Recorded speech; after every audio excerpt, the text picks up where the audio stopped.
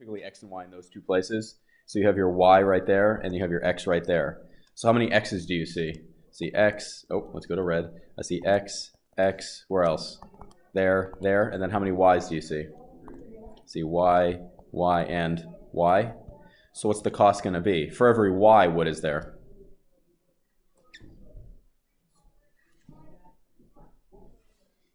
Everybody stand up. Outside. So you have how many of them? You have 4x and 2y on the outside. And how much is that per square foot? $2. And then what's the only thing on the inside? The y is the only thing on the inside right here. So this is the inside. So what's the cost formula? Well, we know cost in terms of x and y is going to be this. Now we want to find when that's minimized. We want to find when that's minimized. So we can simplify it a little bit, and it becomes this. What's the challenge right now? Why can't we just take the derivative right there? There's two variables. We only know to do minimums with one variable. So we need a relationship between what? We need a relationship between x and y. What do we know? What's the number in here that tells us what the relationship has to be? What's the thing that forces the relationship? 900. The 900s, right? So you know, what's the area of a rectangle? What's the formula for the area of one rectangle? What? Length times width. So if there's two of them, so the area is going to be length times width, but how many are there? Two. So you could do it as total, but you know that area is length times width on one side. One of those rectangles has an area of what? 900. You know that length times width is 900. So what does y equal? Are you okay with that? 900 over x. Raise your hand if you're okay with that. Are you okay with that? 900 over x? What can we now do with that 900 over x, Chris? We can substitute it back in, and that's really helpful because now how many variables do we have?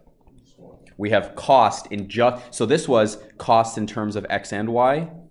What is this now? Cost just in terms of x equals this.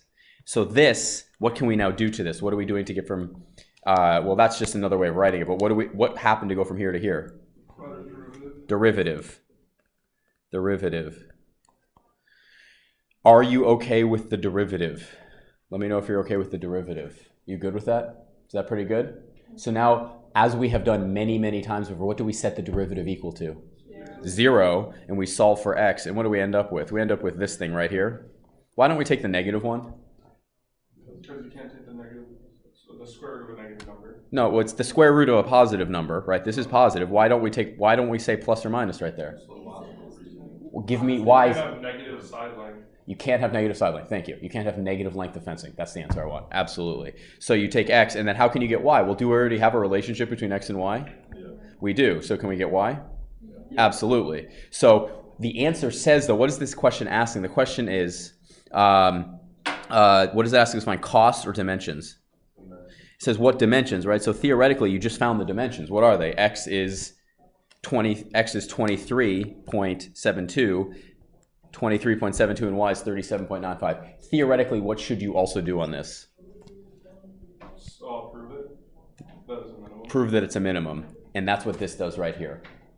What function are you checking? You're checking the C prime. It should go down and then up. It should go down and then up. And does it? It does. It absolutely does. How are we feeling about this one? Challenging part. You end up with the square root of 1200 right here, and you end up with 1000 over pi minus the square root of 600 over here. Those are x values. This question is asking you to find the maximum what? The maximum area, right? So you have to take those numbers and then you have to plug them into the area function just in terms of x. What's the area function just in terms of x? Pi x squared plus what? Pi 1000 over pi minus x squared, right? So you have to take all three of these values right here. You take all three of these values, and where do you plug them in? For x. And one of them will be the biggest. You can use the first derivative test, and you know if you do the first derivative test, it's going to be going down, down, down, down, down, and then up, up, up, up, up. So can the maximum occur in the middle? If the derivative is going down and then up, can the maximum occur in the middle? So you know that this thing is going to go down and then up, right?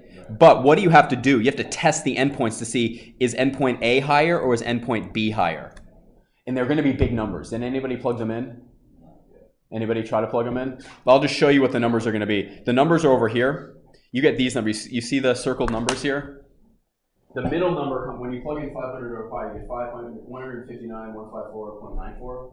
And then when you do the endpoints, you either get, so you notice how this one's square root of 1200 right here? So when you do this one, you get 256,567, which is something we got last class. But the other one comes out to what? 273.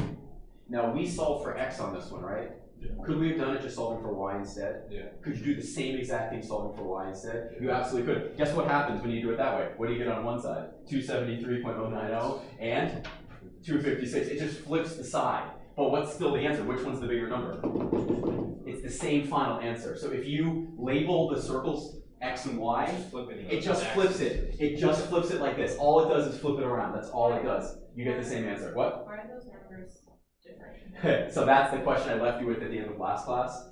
The reason it's different is what's going on is when you plug these into your calculator, when you're plugging root 1200 in, some people do root 1200 and then write down the decimal places to 3 decimal places and then plug in the rounded decimal into the area function. The area function over here, this area function, what happens when you round just a little tiny bit? You can actually get a measurable difference that matters.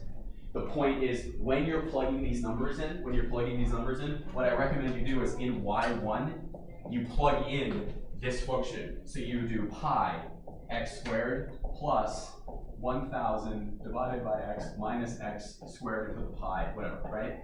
And then what do you do on the main screen? You do y1 parentheses this, and then you do y1 parentheses 500 over pi. But you notice how they were just a little different, and that's freaking annoying because it's not just one decimal place, but the thing is two numbers like 12895.62. You're like, oh, let's say if you got 198.5.63, you'd be like, oh, I got it right, correct? But what happens if you multiply these by like 100, or like multiply them like it's 8, 6, let's say these are the original decimals, right? Let's say you multiplied it by 100 and you moved it over to here, you're like, wait a minute, now I'm off by a whole digit, right? Now if I move it, oh, now I'm off by 21, I'm off by 11. If the earlier you round, the more it can matter later. Does that make sense? You learn this in physics, I think. When you round early, it tends to blow up on you. This is one in particular where if you round early, it can matter a great deal. That being said, on a test, Natalie, if I gave you a question like this, which is totally possible, as like the one big question, I would see all those answers right there, the blue and the blue, and that would be totally close enough. Totally close enough. And you can kind of see why. Why is this number particularly off? Because I am more likely not to write this out properly. Like this one, root 1200, y1, root fine, right? But I'm really likely to go 1,000 over pi minus this, and then this is going to be rounded, and then this is going to be rounded, and then it all gets rounded, and it's not that fun. Are you feeling better about this?